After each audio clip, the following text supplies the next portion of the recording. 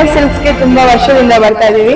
ನಾವು ಪ್ರತಿ ವರಮಹಾಲಕ್ಷ್ಮಿ ಹಬ್ಬಕ್ಕೂ ಇಲ್ಲೇ ಬಂದು ಸೀರೆ ತಗೊಂತೀವಿ. ಈಗ ನಾನು ಮದುವೆ ಸೆಟ್ ಆಗಿರೋದ್ರಿಂದ ನಾವು ಸೀರೆ ಎಲ್ಲ ತಗೊಳಕ್ ಬಂದಿದ್ದೀವಿ. ಇಲ್ಲಿ ಕಲೆಕ್ಷನ್ ಎಲ್ಲ ತುಂಬಾ ಚೆನ್ನಾಗಿದೆ, ನಂಗೆ ತುಂಬಾ ಇಷ್ಟ ಆಗಿದೆ ಪರ್ಸನಲಿ. ಇಲ್ಲಿ ತುಂಬಾ ಲೇಟೆಸ್ಟ್ ಕಲೆಕ್ಷನ್ ಎಲ್ಲ ಸಿಗ್ತಾ ಇದೆ. I like the collection. Thank you.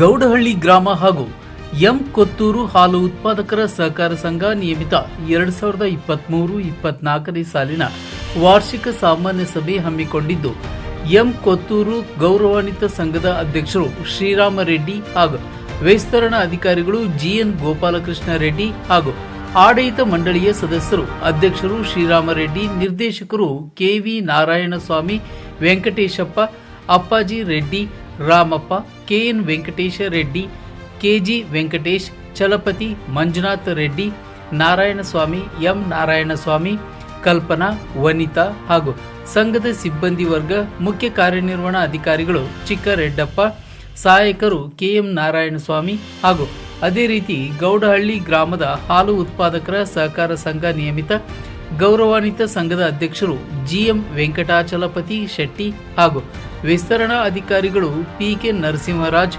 ಕಾರ್ಯಕಾರಿ ಮಂಡಳಿಯ ಸದಸ್ಯರು G M Chandrappa, B Srinivas, Venkateshappa, Lakshmi Devamma, Meenakshamma, Yashoda, Govindagowda, Ramachandrappa, G K Narayanaswamy, Krishnappa, Narayanaswamy ಹಾಗೂ ಸಂಘದ ಸಿಬ್ಬಂದಿ ವರ್ಗ, ಮುಖ್ಯ ಕಾರ್ಯನಿರ್ವಹಣಾಧಿಕಾರಿಗಳು ವೆಂಕಟೇಶ್ ಗೌಡ, ಹಾಲು ಪರೀಕ್ಷಕರು ಮುನಿಯಪ್ಪ.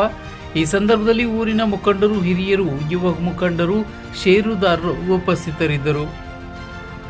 ಈ ಸಂದರ್ಭದಲ್ಲಿ ವಿಸ್ತರಣಾಧಿಕಾರಿಗಳು ಜಿಎನ್ ಗೋಪಾಲಕೃಷ್ಣ ರೆಡ್ಡಿಯವರು ಮಾತನಾಡಿ 2023-24ನೇ ಸಾಲಿನ ವಾರ್ಷಿಕ ಸಾಮಾನ್ಯ ಸಭೆ ಹಮ್ಮಿಕೊಂಡಿದ್ದು, ಎಲ್ಲರೂ ಉತ್ತಮ ಗುಣಮಟ್ಟ ಹಾಲು ನೀಡಬೇಕಾಗಿ ತಿಳಿಸಿದರು. ಪ್ರತಿಯೊಬ್ಬರೂ ಇನ್ಸೂರೆನ್ಸ್ನ ತಪ್ಪದೇ ಮಾಡಿ ಕ್ವಾಲಿಟಿ ಹಾಲು ನೀಡಿ ಹೆಚ್ಚಿನ ಹಣ ಪಡೆಯಿರಿ. ಸರ್ಕಾರದ ಎಲ್ಲ ಸೌಲಭ್ಯಗಳು ಸಕಾಲಕ್ಕೆ ಒದಗಿಸುತ್ತೇವೆ. ಈ ಸಂದರ್ಭದಲ್ಲಿ ವಿಸ್ತರಣಾಧಿಕಾರಿ ಪಿಕೆ ನರಸಿಂಹರಾಜ್ ಅವರು ಮಾತನಾಡಿ, ಪ್ರತಿ ವರ್ಷವೂ ವಾರ್ಷಿಕ ಸಾಮಾನ್ಯ ಸಭೆ ಹಮ್ಮಿಕೊಂಡಿದ್ದು, ನಿಮ್ಮ ಡೈರಿ ಅಭಿವೃದ್ಧಿಗೆ ಖರ್ಚು ವೆಚ್ಚಗಳ ಬಗ್ಗೆ ಚರ್ಚೆ ಎಲ್ಲರ ಸಮಕ್ಷಮ ತಿಳಿಸುತ್ತೇವೆ. ಹೆಚ್ಚಿನ ಮಾಹಿತಿಗೆ ನಮ್ಮನ್ನು ಸಂಪರ್ಕಿಸಿ, ಎಲ್ಲ ರೀತಿಯ ಸಲಹೆ ಸೂಚನೆಗಳನ್ನು ತಿಳಿಸುತ್ತೇವೆ ಎಂಬುದಾಗಿ ವ್ಯಕ್ತಪಡಿಸಿದರು. ಹಾಗೂ ಎಂ ಕೊತ್ತೂರು ಹಾಲು ಉತ್ಪಾದಕರ ಸಹಕಾರ ಸಂಘದ ವತಿಯಿಂದ ಇಬ್ಬರಿಗೆ ಸನ್ಮಾನ ಕಾರ್ಯಕ್ರಮ ಹಮ್ಮಿಕೊಂಡು ಯಶಸ್ಸು ಗಳಿಸಿದರು.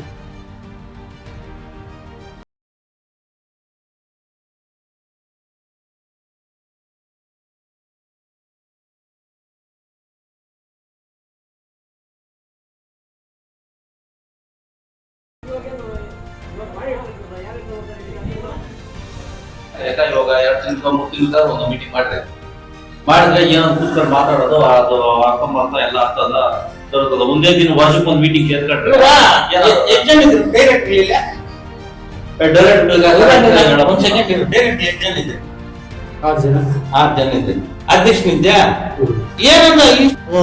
ಸಂಘ ನಡೆಸೋದಕ್ಕೋಸ್ಕರ ಏನೇನು ಖರ್ಚುಗಳು ಮಾಡಬೇಕಾಗ್ತದೆ, ಮತ್ತೆ ಆ ಖರ್ಚುಗಳಿಗೆ ನಾವು ಲಾಭ ಯಾವ ರೀತಿ ಮಾಡ್ಕೋಬೇಕು ಅಂತಕ್ಕಂಥದ್ದನ್ನು ನಾವು ಇಲ್ಲಿ ಚರ್ಚೆ ಮಾಡಬೇಕಾಗ್ತದೆ.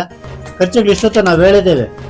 ಸಂಘದ ಸಿಬ್ಬಂದಿಯವರಿಗೆ ವೇತನ ಕೊಡಬೇಕಾಗ್ತದೆ, ಮತ್ತು ಲೆಕ್ಕ ಪರಿಶೋಧನೆ ಮಾಡಿಸ್ಬೇಕಾಗಿರ್ತದೆ.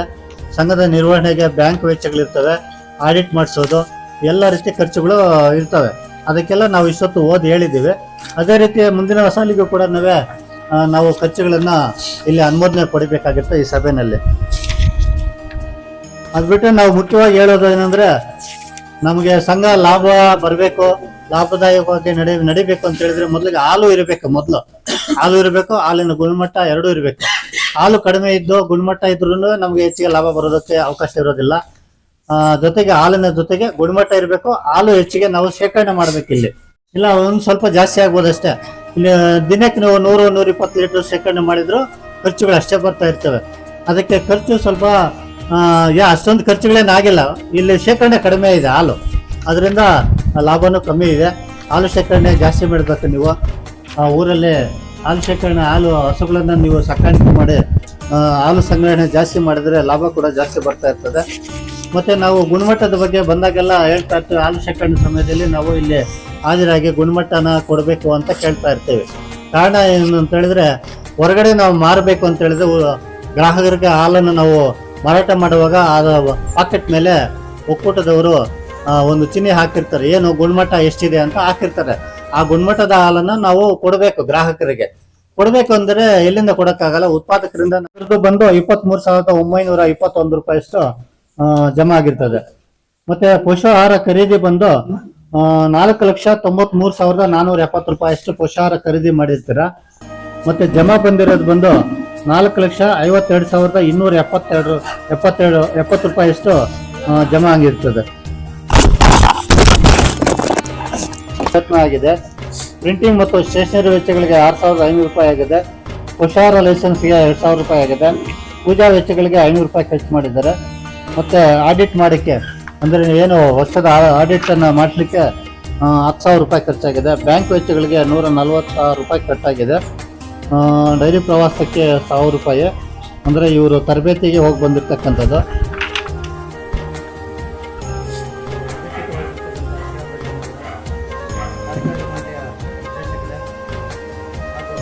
ಹಾಲು ಉತ್ಪಾದಕರೇ, ಸಂಘದ ಸಿಬ್ಬಂದಿ ವರ್ಗದವರೇ ಹಾಗೂ ಸಂಪಾದಕರ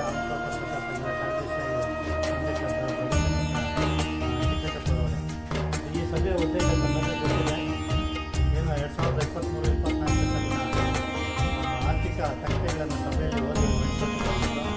ಮತ್ತು ಮುಂದಿನ ಸಾಲಿಗೆ ಅಂದಾಜು ಬಜೆಟ್ ಅನುಮೋದನೆ ಪಡೆಯಬೇಕಾಗುತ್ತದೆ. ಮತ್ತು ಲಾಭ ವಿಲೇವಾರಿ ಮತ್ತು ಚಿಕ್ಕದಾಗಿ ಯಾರು ಅತಿ ಹೆಚ್ಚು ಹಾಲು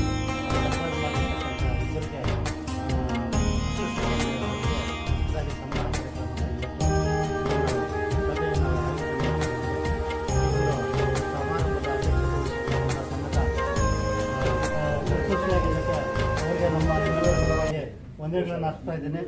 ಅದೇ ರೀತಿಯಾಗಿ ಸಂಘದ ಆಡಳಿತ ಮಂಡಳಿ ನಿರ್ದೇಶಕರು ಎಲ್ಲರೂ ಈ ಸಭೆಗೆ ಹಾಜರಾಗಿ ಇವತ್ತಿನ ದಿನ ಈ ಸಭೆಯನ್ನು ಯಶಸ್ವಿಗೊಳಿಸಲಿಕ್ಕೆ ಅವಕಾಶ ಮಾಡಿಕೊಟ್ಟಿದ್ದ ತಮ್ಮೆಲ್ಲರಿಗೂ ಈ ಸಂದರ್ಭದಲ್ಲಿ ವಂದನೆಗಳನ್ನು ಹಾಕ್ತಾ ಇದ್ದೇನೆ. ಅದೇ ರೀತಿಯಾಗಿ ಈ ಗ್ರಾಮ ಪಂಚಾಯತ್ ಸದಸ್ಯರು ಸಹ ಈ ಸಭೆಯಲ್ಲಿ ಹಾಜರಾಗಿ ಸಭೆಯನ್ನು ಯಶಸ್ವಿಗೊಳಿಸಲಿಕ್ಕೆ ಸಹಕಾರ ನೀಡಿದಂಥ ಅವರು ಸಹ ಈ ಸಂದರ್ಭದಲ್ಲಿ ನಾನು ವಂದನೆಗಳನ್ನು ಹಾಕ್ತಾ ಇದ್ದೇನೆ.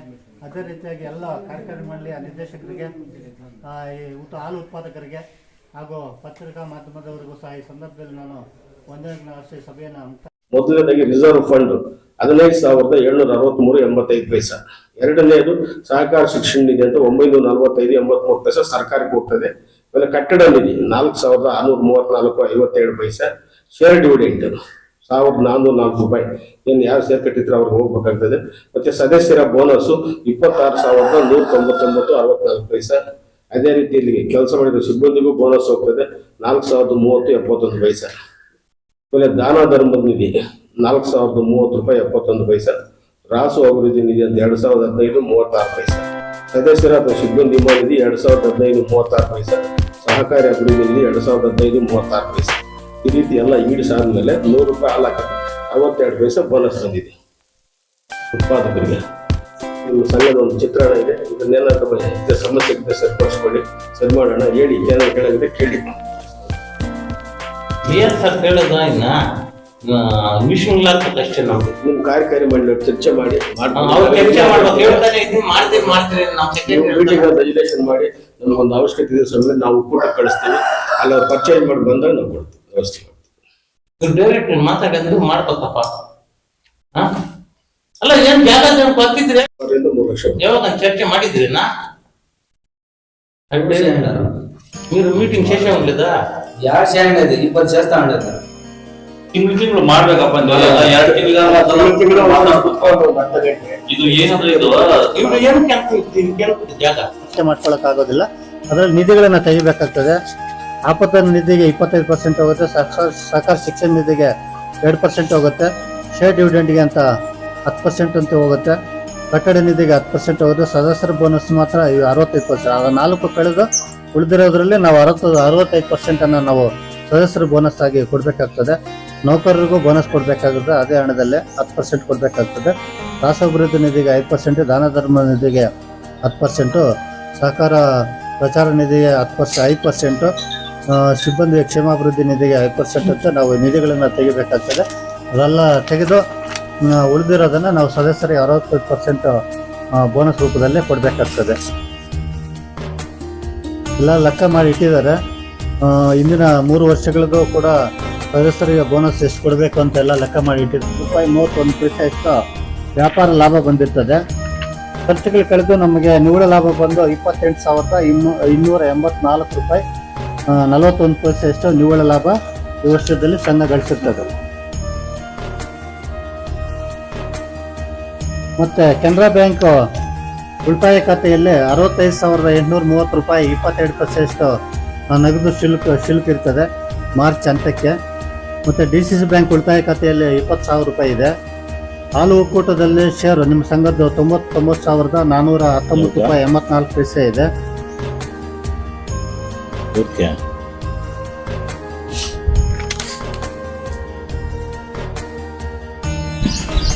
మీరేమైనా మాట్లాడుతుందా? ఎవరైనా ఇంకోటి చెప్పండి మేము ఖర్చులో లాభమో నష్టమో ఏమైనా అంతా చెప్పండి ఇంకోద్దు.